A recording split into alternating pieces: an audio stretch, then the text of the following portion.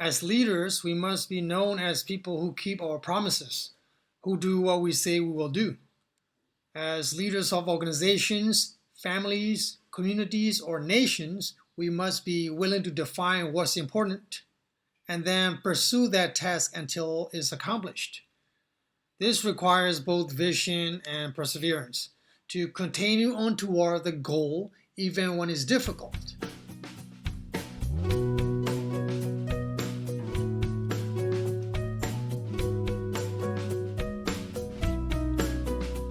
You're listening to Trustworthy, a podcast by DeBoer Fellowship, your reliable source for leading with your heart and mind. I am Joey Yasso, Associate Director of DeBoer Fellowship, your host.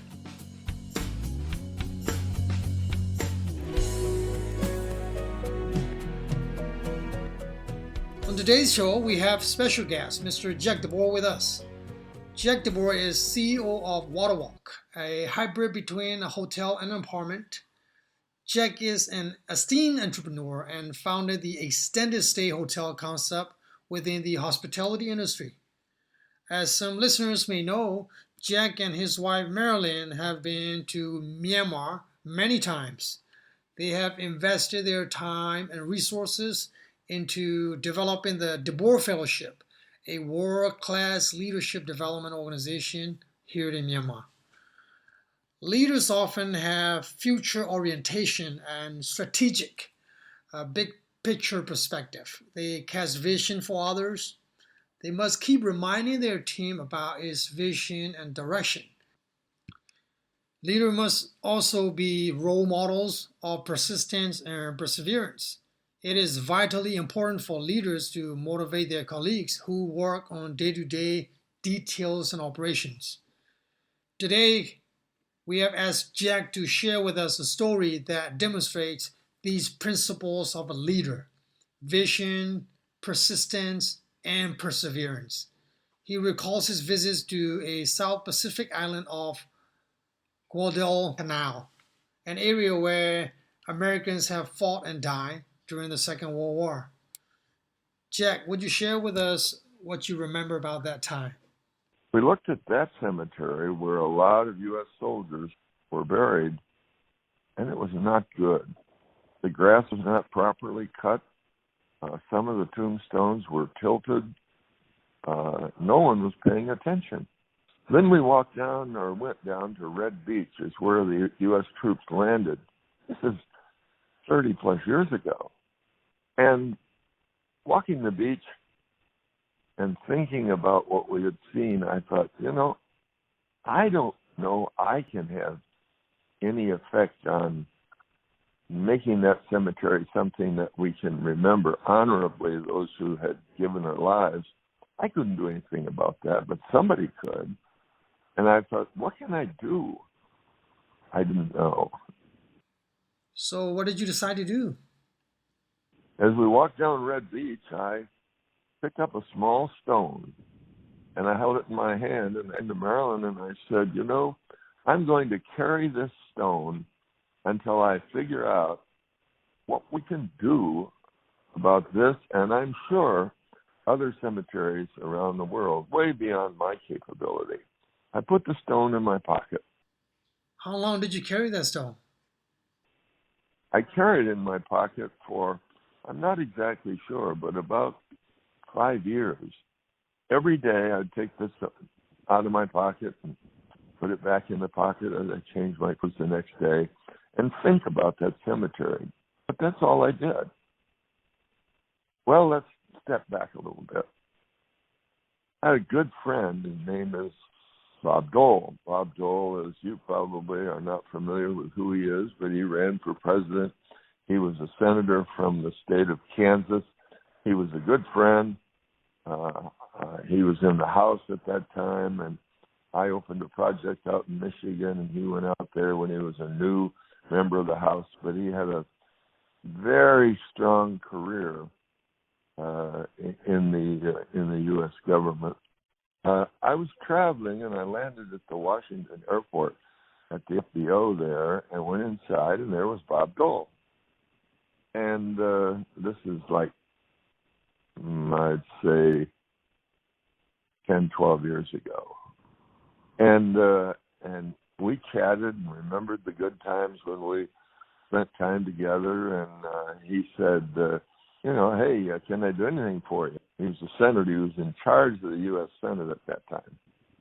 And I said, well, yeah. I told him the story quickly of being in Guadalcanal. I reached in my pocket, and I said, I've been carrying this stone. I don't know what I can do, but we have to do something about these cemeteries, particularly that one. And he looked at me and he said, give me the stone. And I handed him the stone. Wow. It must have felt strange at times to carry a stone in your pocket for so many years. But it sounds like you were determined to make a change, to make a difference, do something that really mattered. It reminds me of something I have heard you say, define what is important and then do it. It took discipline, patience, and persistence to carry that stone for so long without really knowing what could be done. So then what happened? Well, fast forward, we were on a cruise outside Turkey, and we had dinner with a past Secretary of the Army and his wife, who we didn't know, but we met them there, and we were having dinner with them. Came up, we were from Kansas, and he said, well, do you know Bob Dole? And I said, yeah, sure, I know Bob. He's a good friend. I don't keep touch with him much anymore because we kind of went different ways in the world, and he's not as active in the Senate anymore, but very active guy. And he said, he's an amazing guy. He said, did you know that while he was head of the Senate, he put a bill through that funded the complete renovation and cleanup of all of the cemeteries where U.S. soldiers from the wars have been buried. And then we left, and I thought, no, that's just amazing. Now, about 4 or 5 years went by, and my phone rang one day, and it was Bob Dole. And he said, and I was really surprised because I hadn't talked to him since that day, really, at the airport in Dulles. And he said, how you doing? I said, well, I'm fine. I was just sitting here thinking about the good times we had in that time we flew out and dedicated that property you built in Michigan for your father. And he said, I just wondered how you're doing. And I was amazed, a 94-year-old guy, or he was 91 at the time, very lucid, very vocal, and remembered these things from years and years and years ago. And I said, well, Bob, I really appreciate the call. I also want to tell you something. I said, we met the Secretary of the Army, had dinner with him, he and his wife, and he told me that while you were head of the Senate, that you put a bill in place which has repaired, cleaned up, and maintains all of the cemeteries throughout the world where U.S. soldiers or veterans are buried. And he said, well, yeah, you gave me the stone. Wow. It took a lot of years, but that's what happens when you stick to it and you work with the right people and you remember things, you watch for opportunities, and then you get lucky.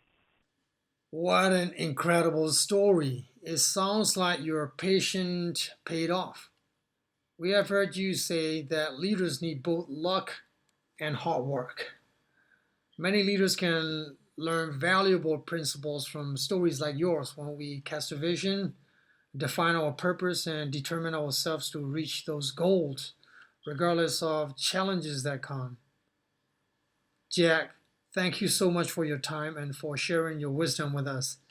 Your legacy certainly has reached far beyond the United States to our country of Myanmar. For our listeners, do you have a story of perseverance and leadership? We want to hear it.